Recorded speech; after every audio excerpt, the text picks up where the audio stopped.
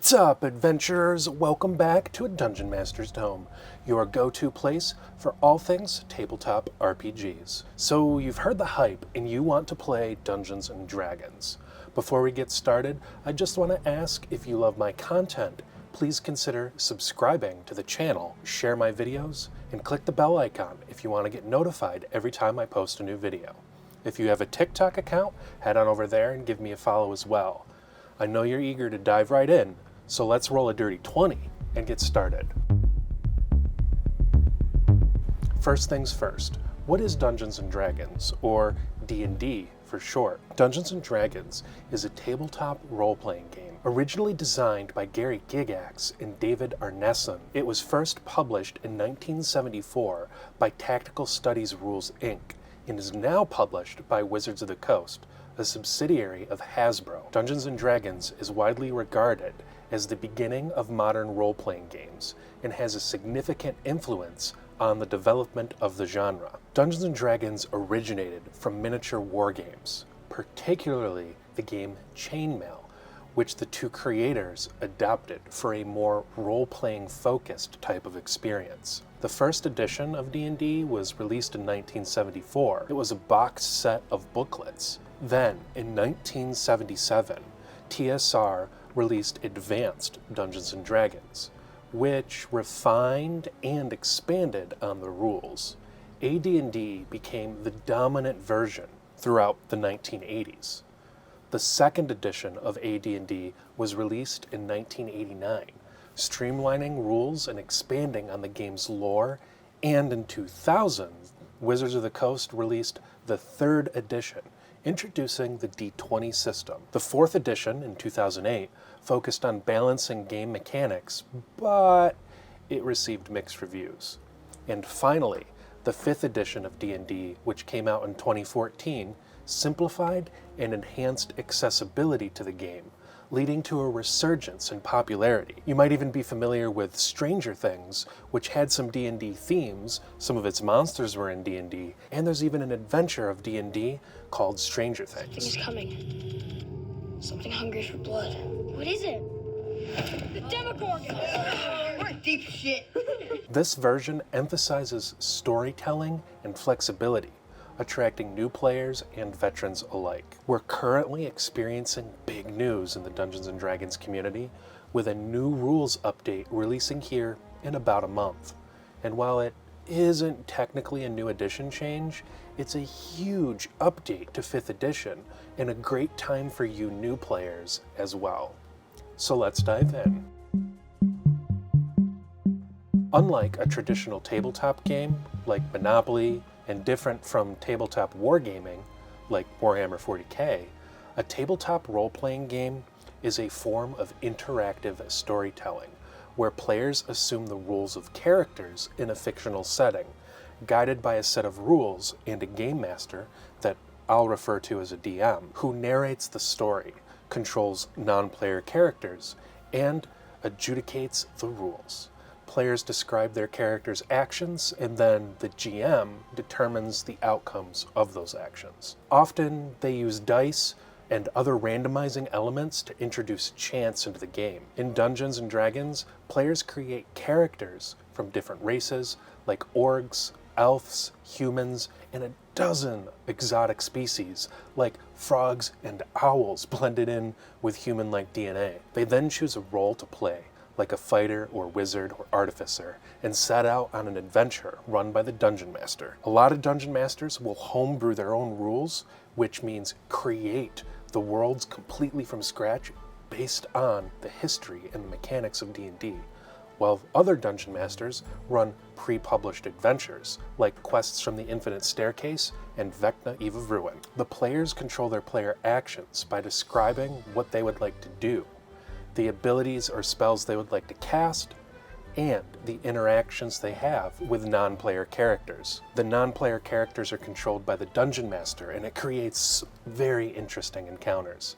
Players earn money, they hang out in taverns, they defeat monsters and dragons, while defeating the big bad evil guy. In this case, scheduling. Scheduling is the big bad evil guy. The game is typically played in multiple sessions, 2 to 4 hours in length, where the DM describes a scenario, and then the players describe and decide how their characters would respond.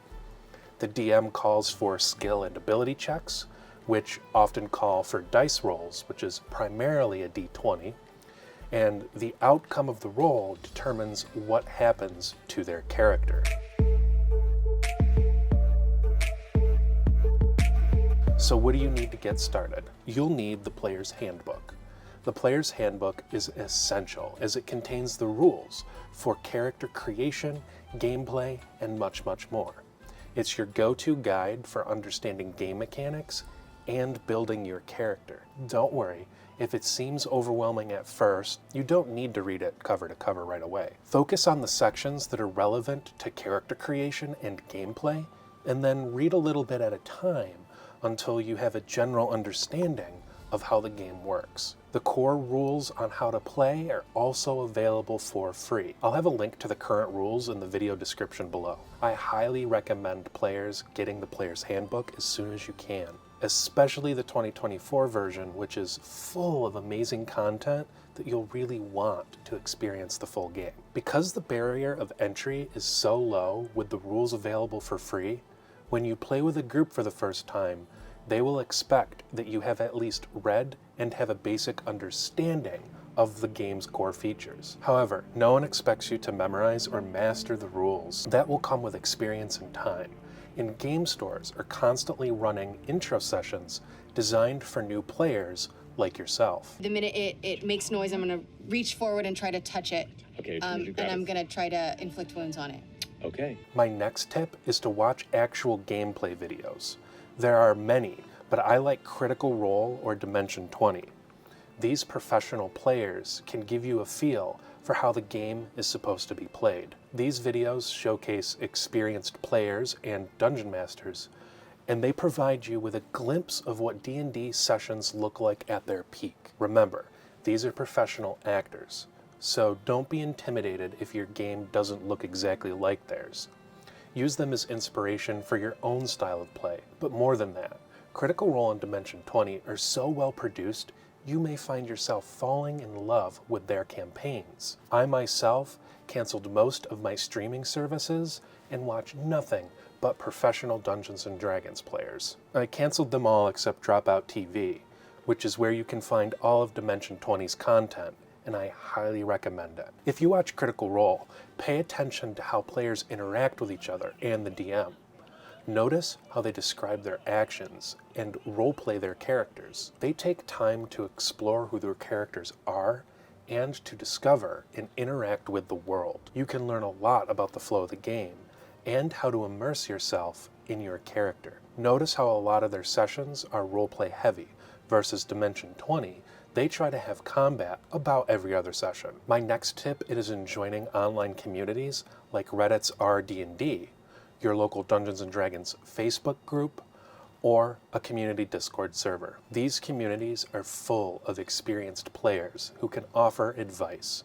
They can answer your questions and provide resources to help you get started. Engaging with other players who share your interest can make the learning process much more enjoyable. I do want to caution, Reddit is known not to be the most accepting of forums. However, the best place to go to feel like you're part of a community and have a real conversation with dozens of other D&D players of all types is my Discord server. There you can get help in the newbie corner, talk character builds in the character building channel, and get to know other like-minded TTRPG fans. You can find a link to join that Discord in the description below. But don't feel like online is the only place that you can go to join a community. Beside YouTube and TikTok, you can and should visit your local friendly gaming store and join one of their adventure leagues. You will get to know all your friendly local D&D nerds like myself in person. Sometimes there just isn't anything better than a face-to-face meet and greet. When you're ready, it's time to start creating your character. This is one of the most exciting parts of D&D. I even have a friend who likes creating characters more than he likes playing the game. You'll choose race, class, background, and then flesh out your character's personality and backstory. There are plenty of online tools and apps that can help you create your character, such as D&D Beyond. These tools guide you through the process step by step and ensure you don't miss any important detail. They can also help you visualize your character with digital character sheets and art. Many of these places require you pay a subscription fee to unlock most of the core features. So if you're on a budget, I recommend you buy the Player's Handbook in an online version through D&D. That way you can read all the rules and create your character all in one place. However, there is something to be said about doing it old school. Don't be afraid to pull out a pencil and a sheet of paper or print off a character sheet and do it by hand. If you need help creating your character and the rules are a bit too confusing, make sure you subscribe to the channel. At some point in the near future, we're going to release a walkthrough video helping you do just that. For your first character, start simple. Choose a race and class that are straightforward. Human fighters, dwarven clerics, or elven wizards are great starting points. As you become more familiar and comfortable with the game, you can experiment with more complex combinations. For example, if you choose to play a human fighter, you'll have a character that excels in combat and is easy to understand. Fighters have a straightforward set of abilities and are versatile in combat, making them a great choice for beginners. Next, embrace your character's backstory, as it's what makes them unique. Think about their past, motivations, and their goals. This will not only help you roleplay, but also give the DM hooks for their story. If in doubt, work with your DM to decide what is and isn't appropriate for the campaign you're about to play. Here's a quick example for you. Imagine your character is a dwarven cleric who left their mountain home to seek redemption for past mistakes. This backstory, though extremely simple, gives you a good starting place to learn how to create them for your own character. It gives you depth and provides your DM material to weave into the campaign. Now spend some time understanding the mechanics of your character. D&D has a lot of rules, but don't worry, you don't need to know them all to get started. Here are some key mechanics to understand. Learn the basics of combat. In D&D, combat is turn-based. Each turn you can move, take an action, like attacking or casting a spell, and possibly a bonus action or reaction. Understanding the basics of combat will help you feel more confident during battles. One commonly misunderstood rule that I want to share with you regards readying an action. You can ready an action to make your action happen on another creature's turn. However, and this is key, doing so uses up any reaction you have. So if you want to take an opportunity attack when a bad guy leaves your engagement range, or to cast a reaction spell, like shield, don't hold another action, or you won't be able to use your reaction. In combat, your turn might look like this. You move your character 30 feet to get closer to an enemy, and then use your action to attack with your sword. Next, familiarize yourself with how ability checks work. They are used to determine the outcome of your actions. Your character has 6 abilities: strength, dexterity, constitution, intelligence, wisdom, and charisma. Each ability has a modifier that you can add to your roll when making checks. These are further broken down into skills you can be proficient with that you can use to perform more complex actions, like recalling information for a history check. If your character is trying to climb a wall, the DM might ask you to make a strengths athletic check. You then roll a d20, add your strength modifier to the roll. If the total exceeds or meets the difficulty set by the DM, you succeed. Finally, make sure to use your resources. The Player's Handbook is a great resource, but so are your fellow players and your dungeon master. Don't be afraid to ask questions if you are unsure about something. Everyone at the table was a beginner once, and they're usually more than happy to help. Now, let's jump right into the next section and talk about role-playing your character. Role-playing is where D&D truly shines. It's about bringing your character to life and interacting with the world and other characters. If you're not comfortable with role-playing, start small. You don't need to use different voices or accents. Focus on your character's personality and how they would react to situations. One of my players, Tristan, said to tell you, don't be afraid to mess up, and don't be afraid to feel silly. When you do it, it'll help other players at the table loosen up and have more fun. If your character is a shy elf wizard, you might describe them as speaking softly and avoiding eye contact. These small details can help bring your character to life without requiring a lot of dramatic acting. Feel free to start by describing your character's actions in the third person, and then, when you get more comfortable, you can start speaking and acting for your character. Dungeons & Dragons is a collaborative game. Work with your fellow players to create interesting interactions and storylines. This makes the game more enjoyable for everyone. If another player's character is a brash and confident warrior, your shy elf wizard might be hesitant around them at first, but over time you can roleplay their growing friendship, adding depth to both characters and the story. But most importantly, have fun. D&D is an amazing game, and games are meant to be enjoyed. Don't stress about getting everything perfect. Enjoy the experience and the story you're creating with friends. If you find yourself getting frustrated with the rules or your character's abilities, take a step back and remember, the goal is to have fun. Talk to your DM about any concerns that you have, and they'll help you find a solution. Remember, the more you play, the easier everything will become. Dungeons & Dragons is a very complex game because it has a lot of very simple rules. We as gaming enthusiasts are used to games with set storylines and a path from beginning to end. When you start Dungeons & Dragons for the first time, it can seem intimidating.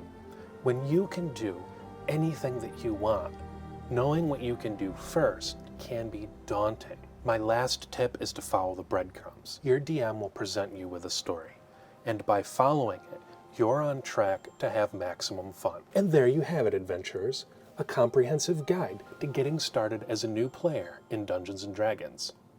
Remember, the key to enjoying D&D is to have fun and embrace the adventure.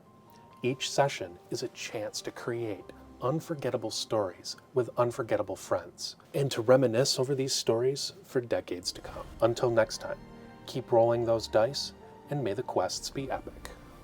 Alright, who's ready for a cup of coffee?